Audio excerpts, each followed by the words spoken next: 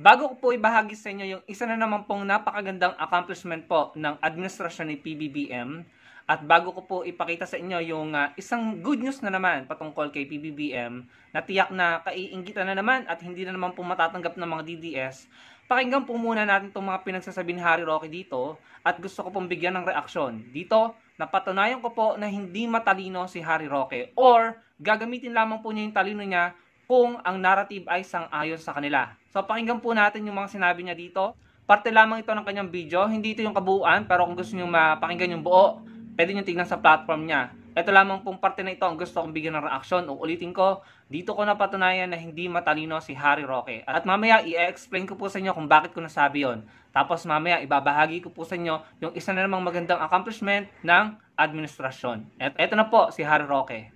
Habang umiinit po ang tensyon diyan sa Ayungin Shoal sa panig ng Pilipinas at ng China, abay, si Uncle Sam na inaasahan ni PBBM na sasaklolo sa atin, abay nakikipag-usap kay President Xi ng China. Hindi ordinaryong usap ha. 2 oras sila nag-usap sa telepono. At hindi itong unang pagkakataon na nag-usap sila. Nung nagkaroon ng APEC na hindi nakausap ni PBBM si Biden, abay nagkita sila one-on-one doon sa labas ng San Francisco. Tumagal din na mahigit 2 oras ang pag-uusap nila. Anong ibig sabihin nito? Habang nais ni PBBM at na kanyang mga advisors at mga senador na makipaggera sa China, ang Amerika na inaasahan nating makikipaggera para sa atin ay nakikipag-ayos ng relasyon sa China. Ano namang mensahe ang pinadadala dapat sa atin yan? Natin na makikipaglaban sa atin ay nagnanais na mas mabuting relasyon sa China. Bakit naman nila sisirain yung relasyon na yon? Dahil lamang sa Pilipinas. Kaya gising yung mga nananaginip na napaka-importante natin sa Amerika, hindi po totoo yan. Dahil kita nyo yung mga pinag-usapan nila, magpapakita na talagang importante sa isa't isa ang Amerika at ang China. So yun, napakinggan po natin Sa pagkakaintindi ko po, sinasabi niya na nag-uusap ang China at ang Amerika at dahil doon walang magiging gera between Amerika at China. At mukhang pinapalabas niya na hindi tayo magtatanggol ng Amerika dahil nag-uusap nga po ang China at Amerika. Okay, ito yung reason kung bakit ko nasabing hindi matalino si Harry Roque. Diba, sila itong sabi ng sabi, yung kampo ng mga yan, yung mga DDS, ang sabi ng sabi na hindi ito gera ng Pilipinas at ng China. Huwag tayong makisali. Ito ay labanan or gera ng China at ng Amerika. Huwag tayong makisali sa kanila. Umiwas tayo, no? Sinasabi nila na ginagamit lang tayo ng Amerika dahil gusto ng Amerika na maggera sila ng China. Huwag daw tayong magpakapon, no? PAWN. Huwag daw tayong magpagamit, no? Yan ang narrative ng mga DDS na ginagamit lamang tayo na hindi ito laban natin, no? Kaya huwag daw tayong magpagamit dahil ito daw po ay laban at gera ng China at Amerika. Tapos, maririnig mo ang isang tao na galing sa kanilang kubol, ito si Harry Roque, na nagsasabi na hindi magigera ang China at Amerika dahil nga daw nag-uusap. Di mabuti. Mabuti kung ganon. Di tama lamang ang sinasabi ng mga peace-loving Filipinos na kayang ipagtanggol ang ating teritoryo na walang magiging gera. Tama lang, pinatunayan lamang niya na totoo yung sinasabi natin na hindi talaga magkakaroon ng gera dahil nga po nag-uusap. Ayan po yung lagi kong sinasabi sa inyo. Ang China mismo ang nagsabi sa Amerika na ayaw nila ng gulo. Kahit sila ayaw nila ng gulo. Kaya puro intimidation, harassment at pananakot lamang ang ginagawa nila para po tayo matakot at kusang sumuko. Yun ang ginagawa nila para makuha nila ang gusto nila at makuha nila ang ating teritoryo at masakop nila ang ating soberanya exclusive economic zone nang walang ginagawang gera. No? Winning without fighting.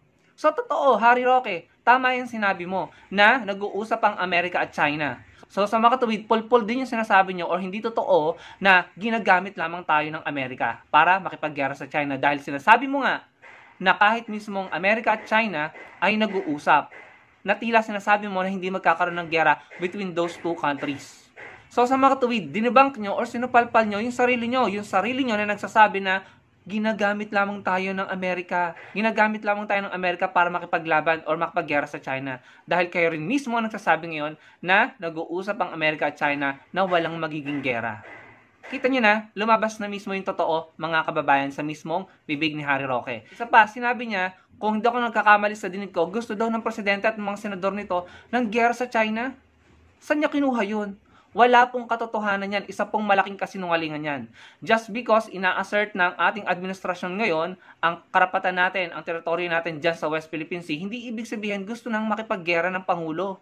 Ang sinabi po niya, pwede niyong balikan, ito yung pagkakatanda ko, non-verbatim. Ang sabi niya, habang nais ni PBBM at ng kanyang mga advisors at mga senador na makipaggera sa China, saan ang basis niya? Anong patunay niya na gusto ng Pangulo, ng mga advisors niya at ng mga senador na gusto nilang makipaggera sa China? Ano yung patunay niya?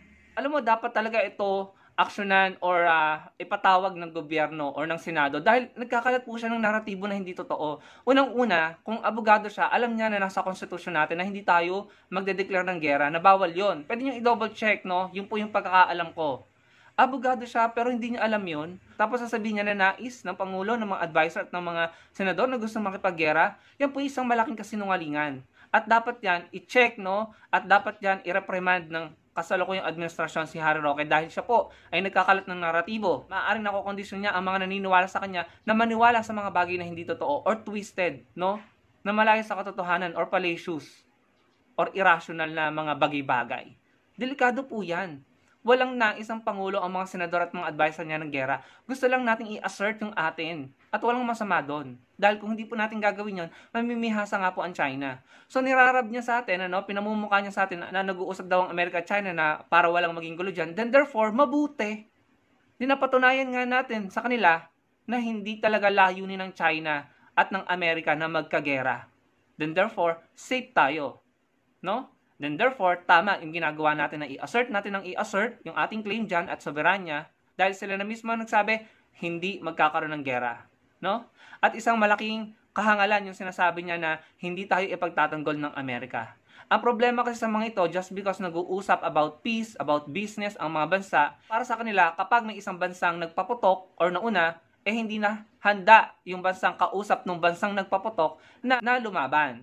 Uulitin ko, para kasi sa mga ito, porkit nag-uusap ang Amerika at China patungkol sa kapayapaan, patungkol sa negosyo, kalakalan, at kung ano-ano pa, para sa kanya or para sa kanila, porkit nag-uusap ang dalawang bansang yon, Amerika at China, para sa kanila, ibig sabihin nun, kapag nagpaputok ang China laban sa Pilipinas, ay hindi na po sasaklolo ang Amerika. Ganyan po mag-isip ang mga ito. Parang para sa kanila, ina-assert mo ang karapatan mo sa West Philippine Sea, Pilipinas, huwag ka na makapagnegosyo sa China. Ganun po ang kanilang pangangatwiran. Na parang, di ba, parang sinasabi nila na, total naman, ina-assert nyo ang karapatan nyo, mga Pilipino, sa West Philippine Sea. Bakit pa kayo nakikipagnegosyo sa China? Ganun po yung katwiran nila. Kaya naman, ginagamit niya yung katwiran na nag-uusap ang China at Amerika. So, kawawa ka Pilipinas. Mali, maling-mali. Hindi porket nag-uusap ang China at Amerika, kapag tayo ay dinihado ng China, ay hindi na po tayo sasaklolohan ng Amerika. Mali po yon, hindi po totoo yon. No? Nandyan na panatili ng diplomatic relations, ang pakikipagkalakalan, pero kapag kami ay pinaputukan nyo at inagaw yung teritoryo namin, ibang usapan na yon. No? Pero hanggat naandyan na payapa pa rin, magkasundo tayo sa negosyo, magkasundo tayo sa kalakalan at sa iba't iba pang usapin. Dahil ang mundo ay hindi lang naman about territorial dispute, no? So, sila na mismo ang nagpapatunay na mali ang sinasabi nila. And I know, siguro medyo nahihirapan akong explain, I know naiintindihan nyo kung ano yung gusto kong sabihin. Na lagi nilang sinasabi na magigera ang China at Amerika, na ito hindi natin laban, na huwag tayong sumali, na huwag tayong magpagamit. Pero sila din ang nagsasabi na nag-uusap ang Amerika at China para maiwasan ang gera. Then therefore, tama tayo. Tama tayo na walang mangyayaring gera, kaya dapat i-assert natin ang ating teritoryo at soberanya dyan sa West Philippine Sea dahil alam natin at tama tayo na hindi tayo papuputokan ng China hanggang pananakot lamang sila, intimidation at pambubuli. No? Yun lamang. No? Psychological warfare, warmongering at saka fearmongering. No? Yun lang ang ginagawa ng China. Kaso sa mga ginagawa ng mga ito, mga koda nila na kadalasan pro-China, nagiging instrumento na sila ng China para magtagumpay po ang China sa kanilang taktika na takutin ng mga Pilipino, na takutin ng ating gobyerno, ang administrasyon ng Pangulong Marcos Jr. Fortunately, para sa ating mga Pilipino, hindi po nagpapatakot at hindi nagpapakapapit ang Pangulong Marcos Jr. sa China. Fortunately, hindi na umuubra ang mga naratibo at mga kuda ng mga ito. Kaya mga kababayan, we can no longer afford to have another president na pro-China. Kapag nagkaroon na naman po tayo ng mga politicians na pro-China, maiiba na naman po ang strategy natin, ang polisiya natin sa West Philippine Sea. Windang-windang na naman po tayo. Sila na mismo nagsabi, nag-uusap ang Amerika at China na walang magiging gera between those countries. Then therefore, good. Wala talagang magiging gera. No? So sa mga katuwid, hindi natin kailangan yung naratibo nila na wag nating i-assert ang ating mga territory dyan dahil magagalit ang China. Sa mga katuwid, hindi totoo yon. Dahil kahit nga po magalit ang China, mismong China na sila na nagsasabi, hindi gusto ng gera kasi nga po nakikipag-usap kay Uncle Sam. Pinatunayan nila sa sarili nila na mali sila. No? Tingnan nyo, yung mga yan, inconsistent talaga. Paiba-iba ng statement, pabago-bago, binabawi, inconsistent. No? Sila mismo nagdidebunk at nagpapahiya sa sarili nila. Kaya ko po nasabi na hindi matalino si Harry Roque. Pwede nyo balikan yung video ni Harry Roque. Sinabi niya doon na importante sa isa't isa ang Amerika at China. In other words, importante ang China sa Amerika, importante ang Amerika sa China. Sa makatuwid, sinasabi nga po niya na walang magiging gulo between those two countries. Therefore, wala rin pong magiging gulo between China and Philippines. Dahil alam ng China, no, na kapag nagpapatok sila sa Pilipinas, andyan ang Amerika sasaklolo. Magkakagulo silang dalawa. Sinasabi nga ni Harry Roque na iniiwasan ng China yon at ng Amerika. Then therefore, China cannot afford na magpapatok sila laban sa Pilipinas dahil naandyan po ang Amerika, no? Hindi nila kakayanin magpapatok dahil kaya nga po sila nakikipag-usap sa Amerika para sa kapayapaan. At isang malaking kasinungalingan ang sinasabi ng kampo nito nila Harry Roque or ni Harry Roque na kapag tayo ay ginera ng China, hindi tayo sasaklolohan ng Amerika. Isa pong malaking kalokohan yon, no? At isa pong malaking kalokohan or kasinungalingan yung sinabi ni Harry Roque na gusto ng Pangulo, ng mga senador at ng mga advisors niya ng giyera. Hindi po totoo yon. Dapat po, yan po ay makita, marinig ng admin ni PBBM dahil yan po ay delikado. Yung mga ganyang statement, delikado po yan. Kapag pinaniwalaan niya ng mga Pilipino, lagot. Sobrang magagalit ang mga Pilipino, no? Kaya dapat yung mga ganyang statement hindi yan pinapalampas ng admin. Dapat i-call out nila yan. At kung kinakailangang i-reprimand si Harry Roque, i-reprimand nila. Walang ganon. Hindi gusto ng administrasyon na ito ang gera. Ina-assert lamang natin ang ating mga karapatan at teritoryo sa West Philippine Sea. Hindi nila gustong makipaggera ang Pilipinas. I don't know how to explain this further, pero I'm sure na intindihan nyo yung pinupunto ko. Sana suportahan nyo po kami ng mga nagsasabi ng matitino, maayos, rasyonal at pro-Filipino narrative. Huwag yung mga kontra lagi sa Pilipinas at pro sa China. Pansin nyo, yung mga nagkakalat ng mga pro-China narrative, sila din yung nagkakalat ng mga pre-Mindanao, Independent Mindanao, Imperial Manila versus Mindanaoans or versus Mindanao. Sila yung gusto na divided tayo. Nagkakalat sila ng mga pro-China narrative and then at the same time, nagkakalat din sila ng mga anti-Filipino, pro-divided Philippines narrative.